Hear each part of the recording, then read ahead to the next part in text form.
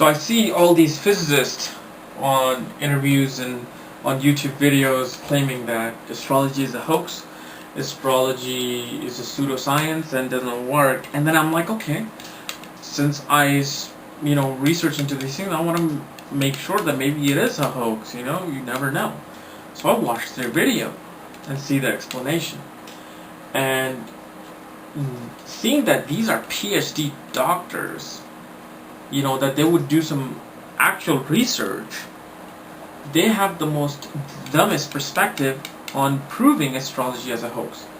So I would watch this video of this really old physicist lady in Europe. Okay, she's like a doctor, she's 80 years old, and she goes, yes, astrology is the biggest hoax because people think that these stars in the sky are influencing people and they're making them behave in a month, like in a month of Leo, then these people are a certain way, and these stars are so far apart from each other that this constellation doesn't even exist, or this drawing of a lion. And I'm wondering, wow, bravo to your research.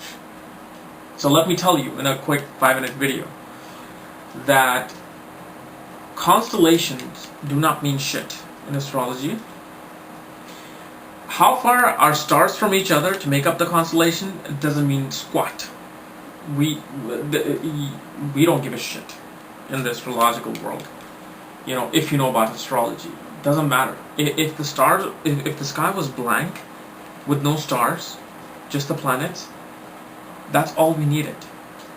Okay, but we would have been able to actually determine the Leo constellation, the Scorpio, the Aries constellation probably now, because even if there's no star now in the 21st century, we're able to detect that this sector of the sky is Leo. If there was suddenly the stars disappear, this sector of the sky is Aries, this sector of the sky is Capricorn. That's all it was for astrologers back in India 5,000 to 8,000 years ago who discovered astrology, that they just used the stars, that look all these bunch of dots in the sky that in the Leo constellation, you don't have to make a lion out of it. You can make a snake out of it. You can make a cell phone out of this constellation. You can have a cell phone constellation. You can call it the eye sign or something instead of Leo. It doesn't matter. It's that 30-degree sector of the sky, because the sky is a 360-degree perspective, and in that, if you divide it by 30 degrees, it comes out to 12 signs. Just that sector of the sky, when the planets are coming through, Mars, Venus, Uranus, Neptune, are coming through and going through in their transit, and if somebody's born in that sector with these planets in different positions of the sky, that's what matters. The stars and their distance doesn't mean shit. So don't try to explain astrology in a way that it's for somebody who has studied astrology will laugh at you thinking you're dumb. Even if you want to prove this as a hoax, really do some research and make it as a legitimate, point. Because it seems like they have not learned anything about astrology for them to even explain how astrology is actually studied. Next, there's no Mercury. What if there's no Uranus or Saturn? Then what are you gonna do? Do you know that even if a planet like Pluto was to blow up in the solar system, or even Mercury was to blow up in the solar system, the smallest planet, this whole solar system would just be destroyed? There would be no life if even one planet was to move from our solar system, because I know the science is not there yet, okay, but science will figure out, okay, from the ancient science, that there is a string between each planet, a gravitational string, and this string is what keeping each planet linked to the sun. When they find out, when they discover, that day will come, if we are smart enough to, or if our world governments are generous enough to show us whatever they have discovered in space. Okay, but and also I hear argues like, oh, what if in future we are born on the moon or Mars? then what? What is going to happen to astrology then? Okay? Let me tell you, if you're born on the moon, or you're born on Mars, okay, so let's say if a baby is born on Mars in the next 50 years, the Earth will start influencing this baby versus Mars. Okay, the energies of Mars is there in him, like energy of Earth is in us when we are born, when we're living on it. Okay, that's why we can't jump high, because the magnetic force keeps us on the ground.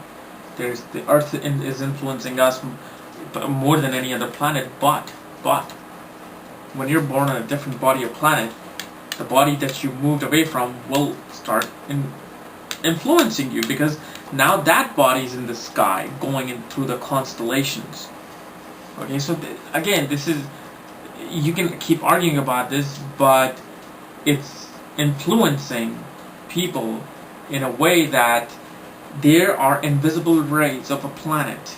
Okay, so let's say if this is the baby, okay, and this is the planet, these are the planets transiting. So when the baby is born, okay, so if let's say November 1st 2011 a baby is going to be born, so let's say Mercury is here, but then Jupiter is way back there.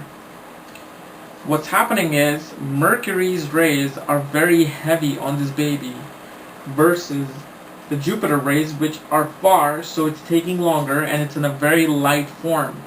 Okay, but when the Earth is moving, sometimes Mercury is far away and Jupiter rays are much closer to the baby. This is how these things work. This is how the DNA is influenced. This is how the neurotransmitters in our brain, the current, the flow of the current in our neurotransmitters is based upon the rays that are attracted during birth. Because as soon as you're born, these suddenly things attack you. And these neurotransmitters that are first born in the hypodermia, the memory part, okay, and it goes through all the way to your, interior of the cell wall, okay, that where it's called tau protein, okay, they affect the tau protein that keeps your memories together, so everything that you're learning. And so let's say if your Mercury rays are light, the tau protein that is creating these memories for you either will help you learn quicker or will not help you learn, things easily. And this is what will influence them down the line. Maybe you will not finish school because you can't learn as good as somebody who has the Mercurian rays in him, that the protein is so well in the brain that the neurotransmitters are traveling at a much faster speed than the other. So again, it can be explained scientifically too. But anyway, I just wanted to just tell all the physicists out there that if you want to prove this or debunk this, science, or this pseudoscience, I should say, give a much better explanation to the people than giving them something that you made up. Okay, don't assume how astrology was created. Know how astrology was created, then make an argument. Anyway, subscribe above, guys. So, love to have more subscribers. Make sure you comment and let me know what you thought of this video. Also, check out my website for my novel, Kairos, The Message of Pascal, and my astrological website, because there I also talk about the influence of astrology in Washington, D.C., how it's embedded in Washington, D.C., and the Vatican Church. Alright, thank you.